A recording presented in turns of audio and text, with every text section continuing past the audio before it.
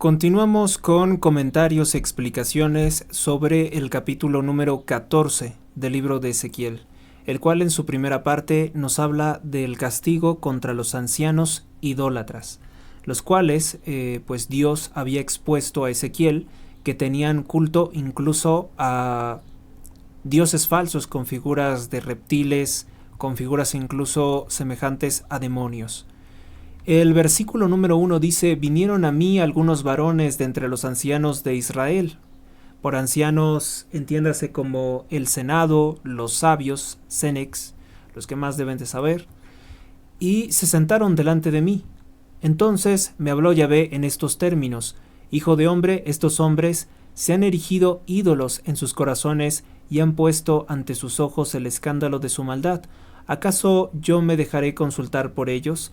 Por eso háblales diciendo: así dice Yahvé el Señor, todo hombre de la casa de Israel que se erija ídolos en su corazón y ponga ante sus ojos el escándalo de su maldad, cuando viene el profeta, porque quiere consultarlo, qué es lo que dice Dios, qué es lo que debemos de hacer, yo Yahvé le responderé según la multitud de sus ídolos, a fin de prender a la casa de Israel en los deseos de su corazón, ya que todos ellos se han apartado de mí para seguir sus ídolos.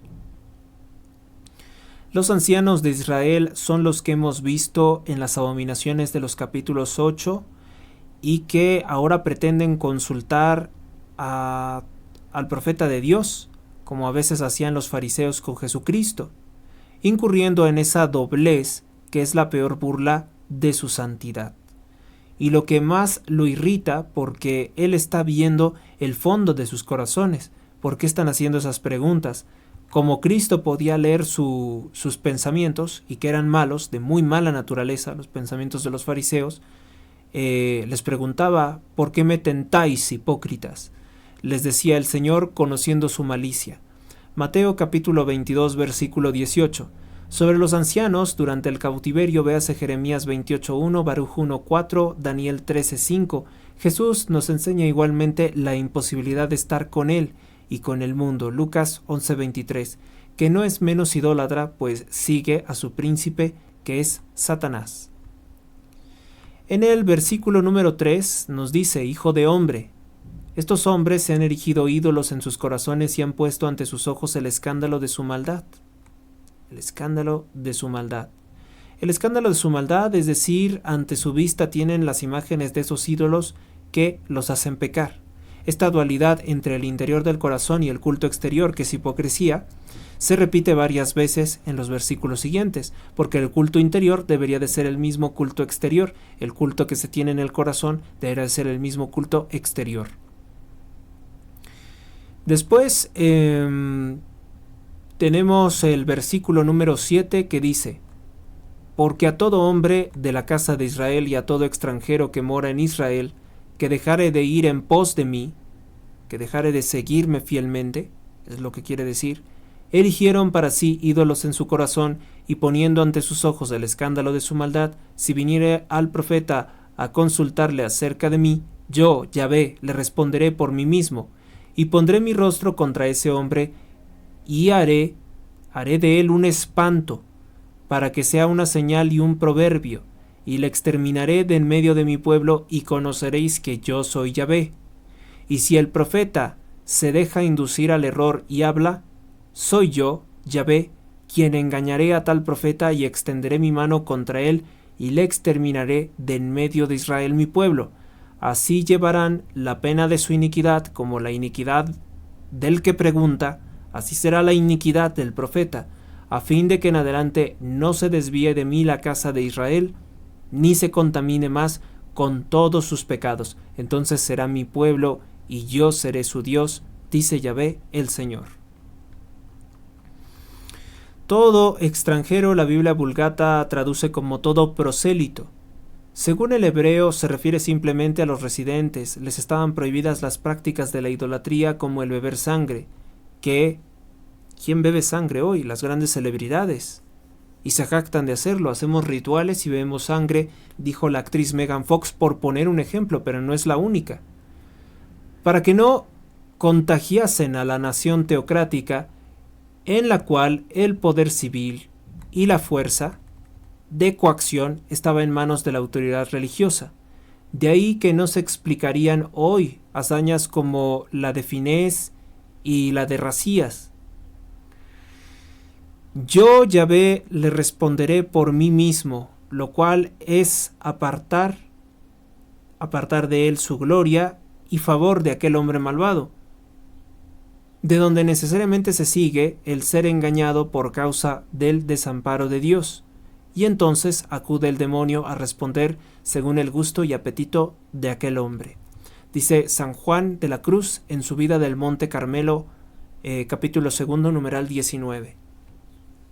Es decir, que aún así fuera la palabra de Dios, ellos le encontrarán un significado oscuro con el cual justificar sus malas acciones, como hicieron los judíos con el Talmud. El Talmud es un libro lleno de malas interpretaciones o de inventos que no se corresponden en nada con el Antiguo Testamento, en absolutamente nada. Es palabra vil, palabra de hombres. Dice el versículo 8, y pondré mi rostro contra ese hombre y haré de él un espanto. No se le negará el mensaje de Dios. Una señal y un proverbio, en el sentido de que su perdición será proverbial.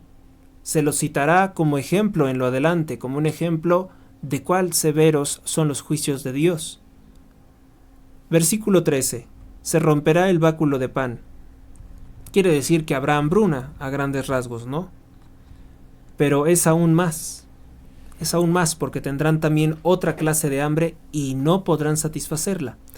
Hijo de hombre, cuando un país pecare contra mí cometiendo infidelidad, y yo extendiere contra él mi brazo, quebrando el báculo de su pan, enviándole hambre y matándole hombres y bestias, aunque se hallase en él estos 3 varones, Noé, Daniel y Job, tan solo ellos por justicia salvarían su vida, dice Yahvé el Señor.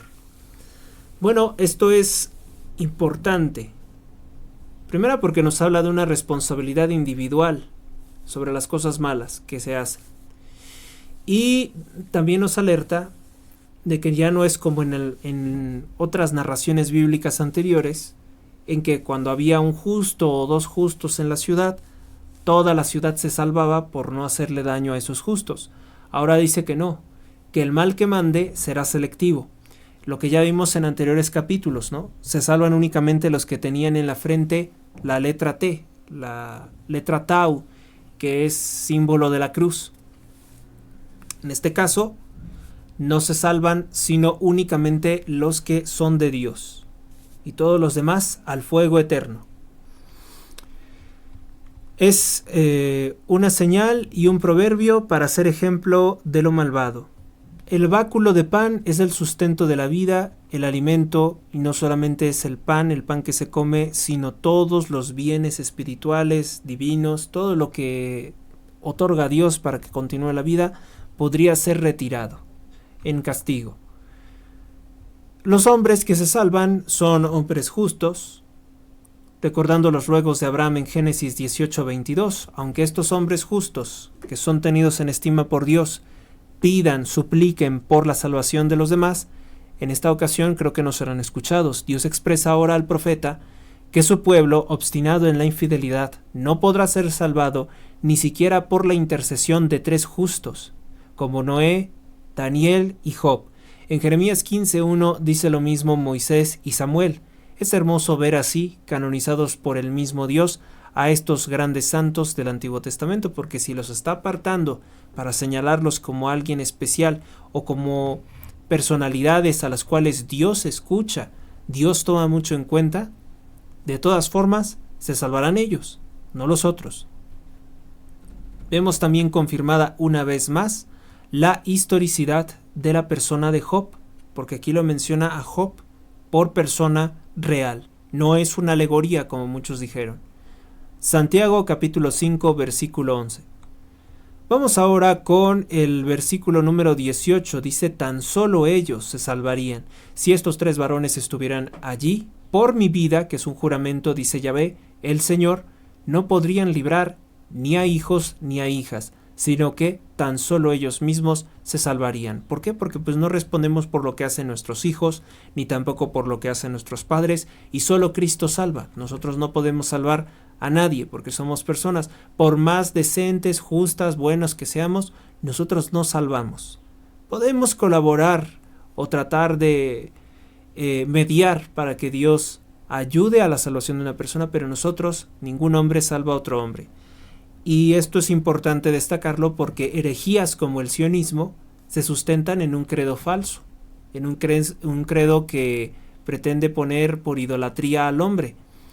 El sionismo declara que los judíos se salvan solamente por otros judíos, mediante la acción política o revolucionaria, y eso es una blasfemia total contra Dios. Por tanto, podemos decir que el sionismo es la más grande herejía de nuestro tiempo, y el más grande falso profeta que hay se llamaba Teodoro Herzl.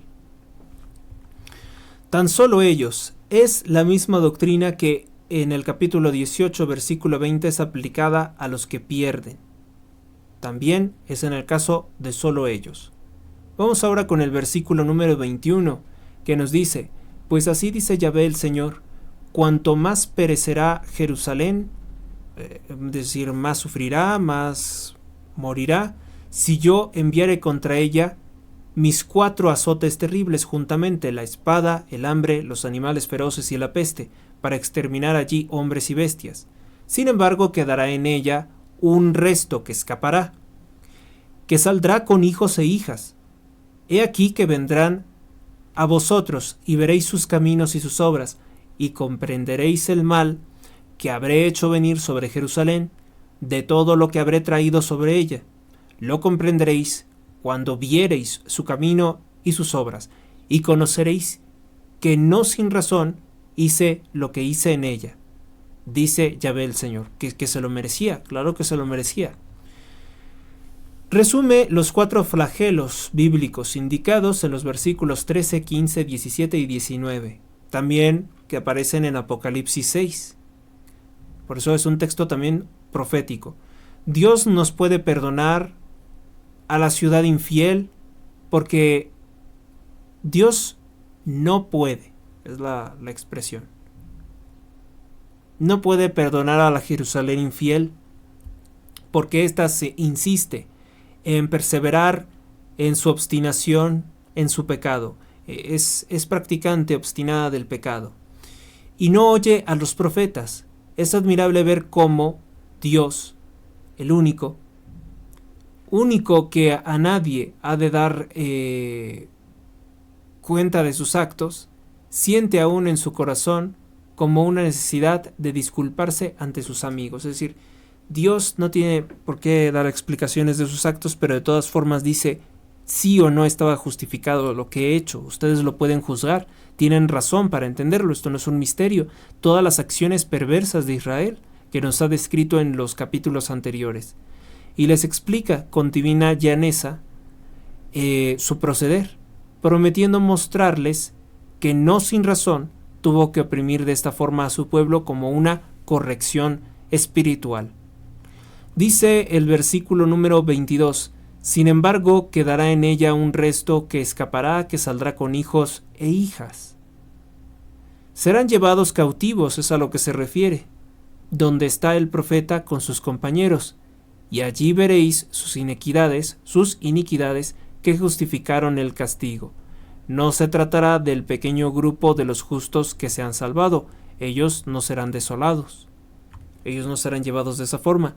Comprenderéis, literalmente dice, os consolaréis, porque ya el que comprende que esto fue obra de Dios, se puede sentir más tranquilo porque de Dios no se puede esperar algo que supere las mismas capacidades o que venga a ser algo, un castigo en el sentido injusto.